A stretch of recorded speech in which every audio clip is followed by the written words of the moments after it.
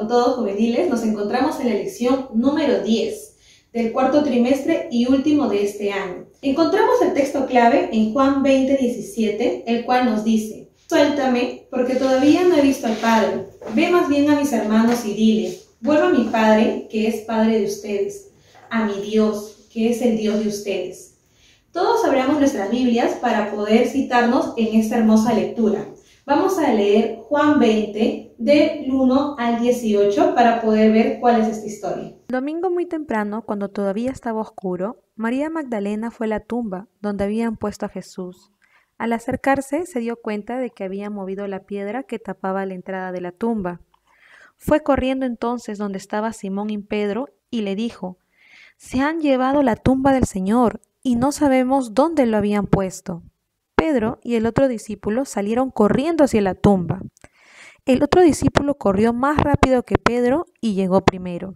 Se inclinó para ver dentro de la tumba y vio las vendas, pero no entró.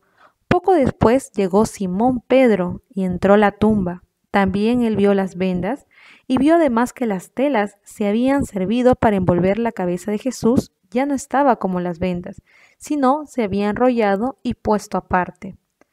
Luego el otro discípulo entró a la tumba. Cuando vio lo que había pasado, creyó.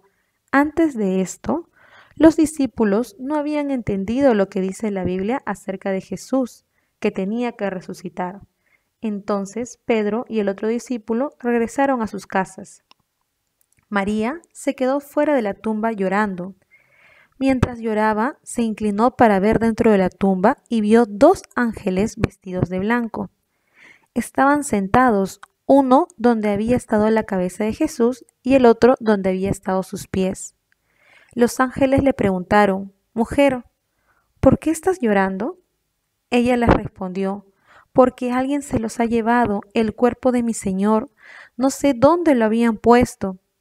Apenas dijo esto, volteó la cara y vio a Jesús allí, pero no sabía que era él. Jesús le dijo: «Mujer, ¿por qué lloras? ¿A quién buscas?». María pensó que estaba hablando con uno que cuidaba el jardín donde estaba la tumba. Por eso le dijo: «Señor, si usted se ha llevado el cuerpo que estaba en esta tumba, dígame dónde lo puso y yo iré a buscarlo». Jesús le dijo: «María». Ella volteó y le dijo: «Maestro».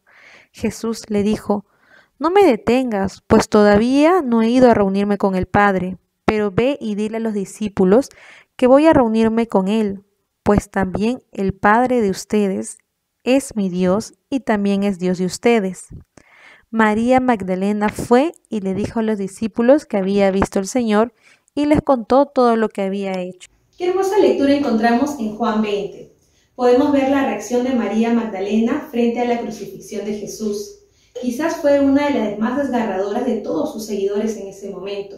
Podemos imaginarnos a una María Magdalena con su rostro en lágrimas. Ella amaba muchísimo a Jesús y por muy buenas razones. En Marcos 16:9 nos dice que Jesús había expulsado hasta 7 demonios de ella. Y esta es una razón suficiente para que alguien pueda regocijarse en el Señor. Además, Jesús perdonó sus pecados. La gratitud de María hacia Jesús había hecho que su vida precedió a su muerte. Esta fue la misma María que lavó los pies de Jesús con sus lágrimas y los secó con su cabello.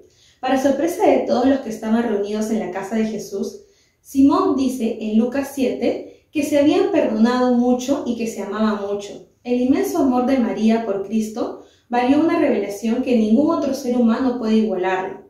Fue la primera persona que vio a Jesús en su estado glorificado y posterior a su muerte. Jesús conversó con ella y la consoló antes de cualquier otra persona o antes de sus discípulos. A los que aman a Jesús y los que buscan a todo su corazón, Jesús le va a dar nuevas revelaciones de la gracia divina de Dios. También, ese es un designio que Jesús, a pesar de la cultura que se vivía en ese momento, Cristo escogió mostrar su amor a una mujer.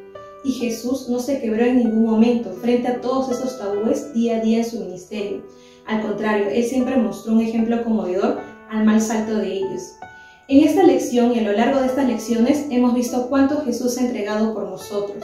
y el día de hoy hemos visto un momento muy glorioso que es el momento de la resurrección, el cual nos da esperanza a nosotros para poder entender que el Salvador está perdonando nuestros pecados y nos da la gracia.